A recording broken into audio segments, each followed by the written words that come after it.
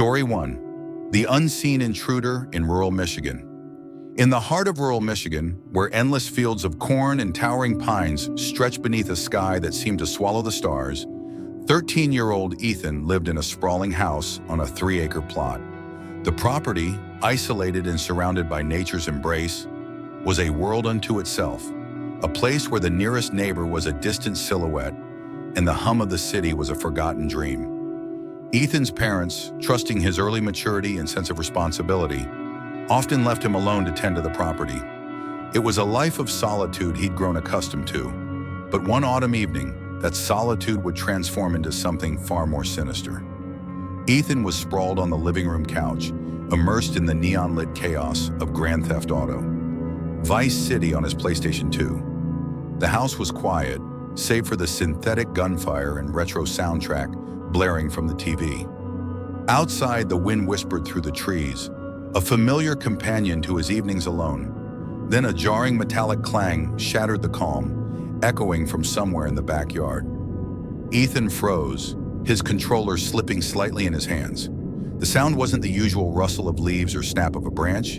It was deliberate, heavy, like metal striking metal. Heart pounding, he leapt to his feet and raced to the nearest window, peering into the darkness. Nothing. He moved from window to window, his breath fogging the glass, until he reached the one overlooking the storage shed out back. The shed's heavy steel door, which required a firm tug to open, hung wide, swaying slightly in the breeze. Ethan's stomach twisted. That door didn't open on its own. Someone, or something, had forced it. Instinct took over. He sprinted to the closet, retrieving his father's hunting rifle, its cold weight both comforting and terrifying in his young hands. He stepped outside, the crisp air biting his skin, and shouted into the night, "Who's there?" His voice cracked, betraying his bravado. Silence answered, thick and oppressive. Approaching the shed, he called out again, announcing the rifle's presence, hoping to scare off any intruder. The shed was a cluttered maze of lawn mowers, tools, and a quad bike. Plenty of places to hide. Ethan's courage wavered. He wasn't ready to confront whatever lurked within. Closing the door, he retreated to the house, locking it behind him. Back inside, he stationed himself at the window, rifle across his lap, eyes fixed on the shed. Minutes dragged into an hour. The door didn't budge, but the weight of the unknown pressed against him. He tried calling his father, but the call went to voicemail.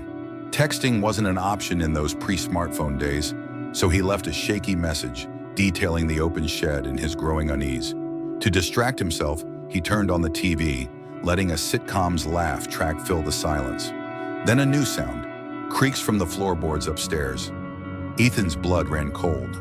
The house was old, prone to settling noises, but these were deliberate, like footsteps pacing above. His mind raced. Was he imagining it, or had someone slipped inside while he was at the shed? The rifle felt heavier now, a burden he wasn't prepared to wield. Steeling himself, he crept upstairs, moving silently, his pulse hammering in his ears.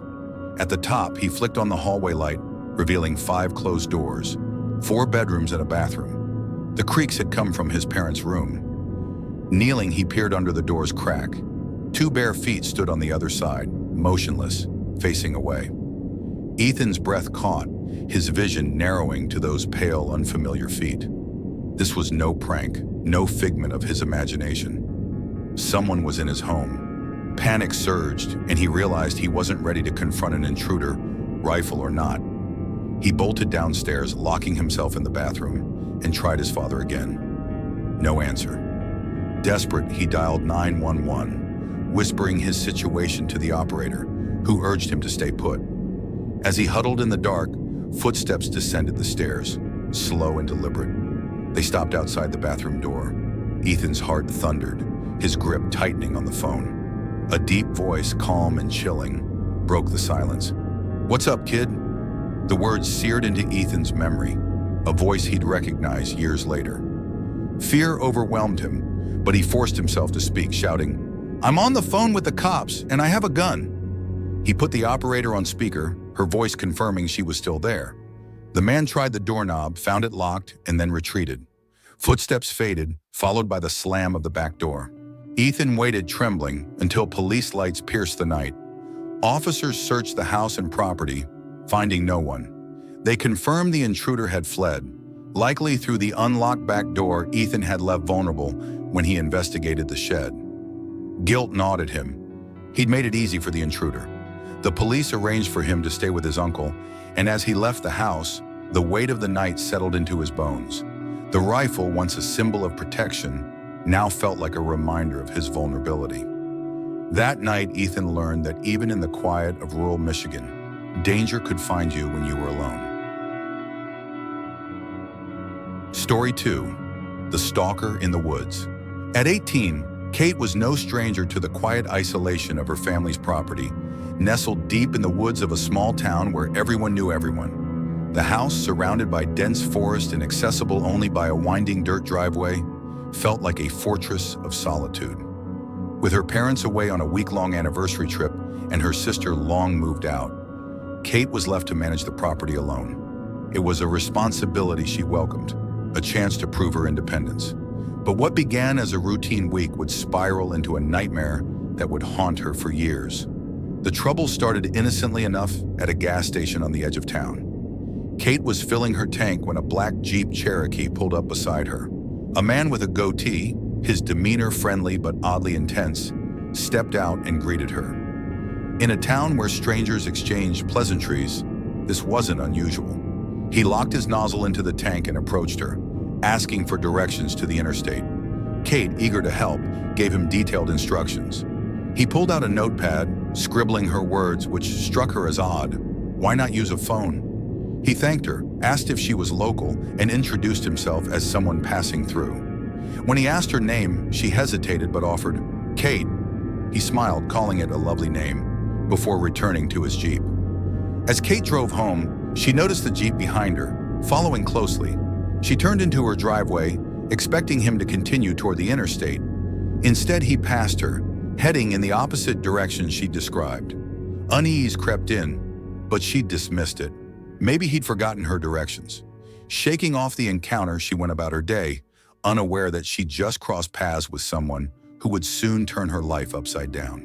That night, as Kate stepped outside to meet friends, she heard footsteps crunching in the woods surrounding the house. It was summer and the forest was alive with wildlife, so she brushed it off as a deer or raccoon. But as she reached her car, a man's voice called out from the darkness, "Kate!" The words sliced through the humid air, chilling her to the core. She spun around, scanning the trees, but saw nothing. Panic surged and she fumbled with her keys, rushing inside and locking the door. Her heart raced as she sat on the couch, trying to calm herself. The neighbors knew her name, but their homes were too far for a casual call in the night. This felt wrong. She called her parents, hoping for reassurance. They suggested it was a neighbor, but Kate didn't mention the gas station encounter, unsure if it was related. The next day, she stayed home, her unease growing. That night, as she prepared to meet friends again, the voice returned, louder and closer. "Kate!" This time, she didn't hesitate. She ran inside, locked the door, and called 911, texting her family simultaneously. 2 officers arrived, their flashlights cutting through the darkness as they searched the property.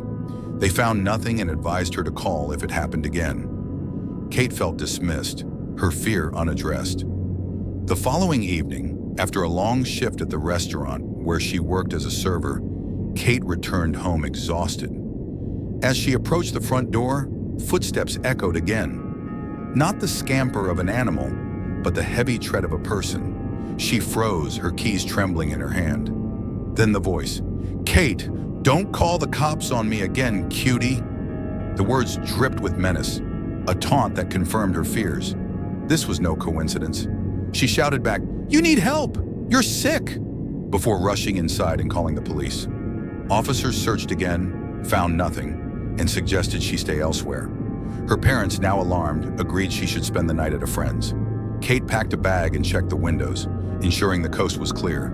She locked the door and sprinted to her car, her pulse racing.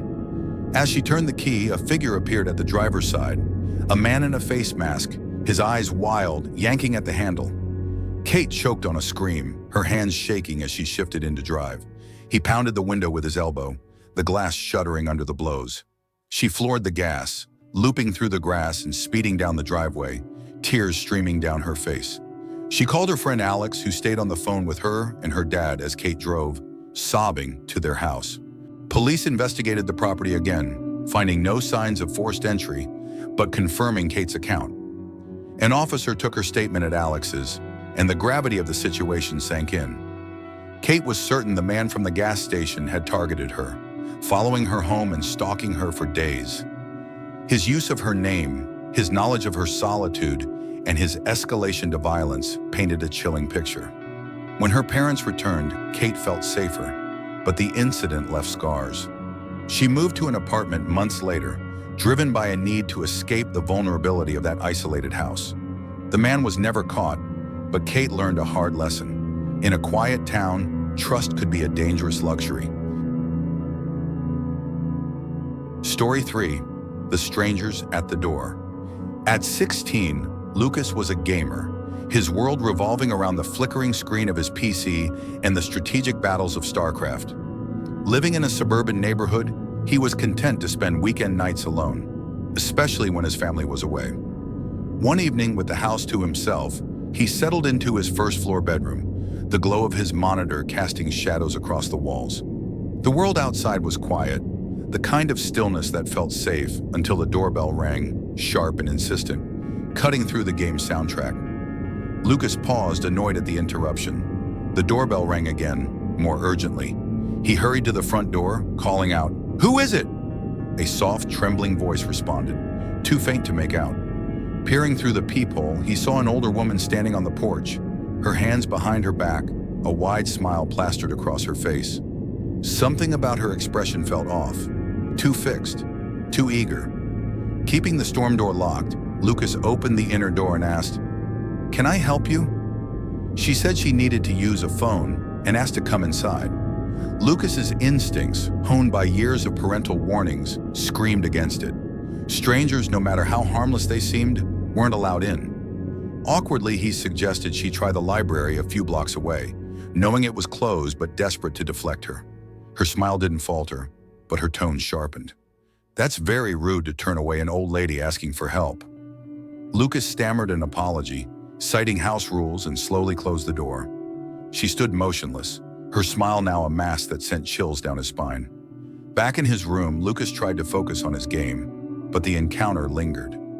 Minutes later, the doorbell rang again. He ignored it, unease growing. Then a new sound, a metallic clinking against his bedroom window, directly in front of his desk. The blinds were down, but the noise was unmistakable. Something hard like a knife tapping the glass.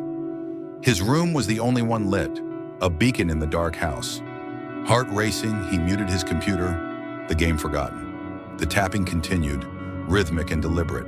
Terrified, Lucas fled to the living room, sitting in darkness to avoid drawing attention. The doorbell rang again, then again, each chime more aggressive. He tried to rationalize it. Maybe she was confused, harmless. But the tapping and ringing felt coordinated, predatory. Steeling himself, he returned to the door, ready to offer help from a safe distance. But when he opened it, a man stood there. Younger than the woman, his expression tense. "Have you seen my mother?" he asked. Lucas, caught off guard, said she'd been there earlier. The man apologized, claiming she had dementia and had wandered off. Sympathy warred with suspicion. Why did he need to come inside? Lucas repeated his rule about strangers, suggesting the man check the backyard where he'd heard noises. The man thanked him and walked away. But when Lucas checked the back window, no one was there. The absence was more unsettling than a presence. Exhausted and unnerved, Lucas went to bed, leaving the TV on for comfort. Hours later, the clinking returned, sharper now. He crept to the window, lifting the blind with trembling hands. The woman was there, her smile unchanged, tapping a kitchen knife against the glass. Lucas stumbled back, his mind reeling. The doorbell rang again, 4 times in rapid succession. He froze, convinced this was no random visit, but a calculated attempt to lure him out. Huddled in bed, Lucas waited out the night, too scared to call the police and too isolated to reach out. The noises eventually stopped, and morning brought relief. When he told his father, the consensus was clear. It was likely a robbery attempt. the woman and man working together to gain entry. The knife, the persistence, the coordinated approach, all pointed to something sinister. Lucas never opened the door for a stranger again, and the memory of that smile, frozen and menacing, lingered as a reminder of the dangers that could lurk behind a friendly facade.